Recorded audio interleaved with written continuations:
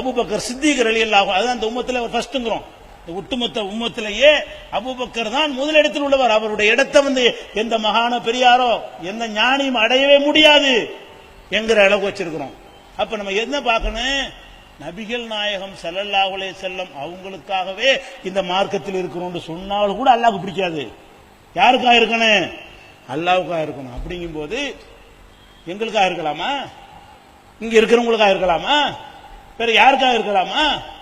ஒரு அமைப்பு என்றால் மாவட்டத்தில் ஒருத்தர் போவாரு, ஆதாரம் காட்டுறாங்க, பார்த்தா பார்த்தீர்களா தௌஹீத் ஜமாத்திலிருந்து அந்த அலி போய் விட்டார், இந்த புலி போய் விட்டாருங்கிறாங்க. எந்த அலி போனா எந்த புலி போனா எங்களுக்கு என்னடா? இவன்லாம் அவனுக்கு நாங்க மார்க்கத்துக்கு வந்தோம். அவர் பர்சான் போயிட்டாராம், அப்பாஸ் அலி போயிட்டாராம், முர்ஷித் போயிட்டாராம், அவரு போயிட்டாராம், இவரு போய் லிஸ்ட போடுறாங்க. அட இன்னும் போவான். யாரை அல்லாஹ் வழிகெடுக்க நாடி இருக்கிறானோ போய்கொண்டே இருப்பான்.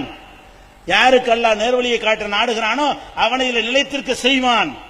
இவர்கள் எவன் போவதை பற்றியும் கலங்காத ஒரு கொள்கை தௌஹீத் கொள்கை. யார் போனாலும் அசைந்து கொடுக்காத ஒரு கொள்கை தௌஹீத் ஜமாத்துடைய கொள்கை.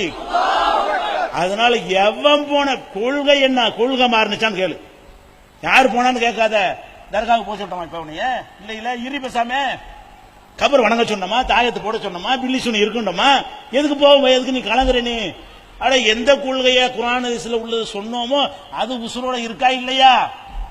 அது ராஜினாமா பண்ணலையே, அது விலகி போகலையே, அது புறக்கணிச்சிட்டு போகலையே, அது அப்படித்தானே இருக்குது. அப்ப நம்ம இதுல இந்த கொள்கை இருக்கிற வரைக்கும் எப்ப நீங்க போகணும் தெரியுமா?